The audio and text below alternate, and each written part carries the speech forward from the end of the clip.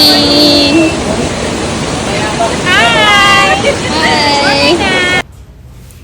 Hi.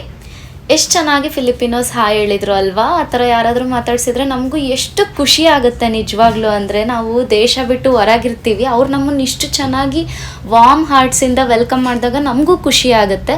ಹೌದು, ಫಿಲಿಪಿನೋಸ್ ತುಂಬಾ friendly ಆಗಿರ್ತಾರೆ. ಆದರೆ ಎಲ್ಲೋ ಸ್ವಲ್ಪ ಜನಕ್ಕೆ ನಮ್ಮ ಕಂಟ್ರಿ ಮೇಲೆ, ನಮ್ಮ ಕಲ್ಚರ್ ಮೇಲೆ ಗೊತ್ತಿರಲ್ಲ. ಅಂಥವ್ರಿಗೆ ಮಾತ್ರ ನಮ್ಮ ಮೇಲೆ ಒಂದು ಸ್ವಲ್ಪ ಇದಿರ್ಬೋದು, ಬಿಟ್ಟರೆ ತುಂಬ ಫ್ರೆಂಡ್ಲಿ ಆಗಿರ್ತಾರೆ.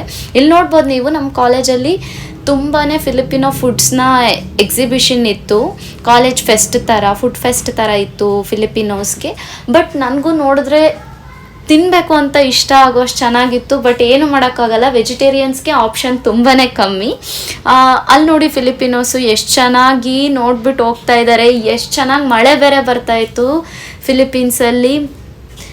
ನಮ್ಮ ಊರಲ್ಲಿ ಇದ್ದಿದ್ರೆ ಆರಾಮಾಗಿ ಮಿರ್ಚಿ ಬಜ್ಜಿ ಎಲ್ಲ ತಿನ್ಬೋದಿತ್ತು, ಚಾಯ್ ಕುಡಿಬೋದಿತ್ತು ಅಂತ ನನಗೂ ನೆನಪಾಗ್ತಾ ಇತ್ತು. ಏನು ಮಾಡೋಕ್ಕಾಗಲ್ಲ, ಔಟ್ ಆಫ್ ಕಂಟ್ರಿ ಇದ್ದಾಗ ಮಾತ್ರನೇ ಅಮ್ಮನ ತುತ್ತಿನ ಬೆಲೆ ಗೊತ್ತಾಗೋದು ಅಂತ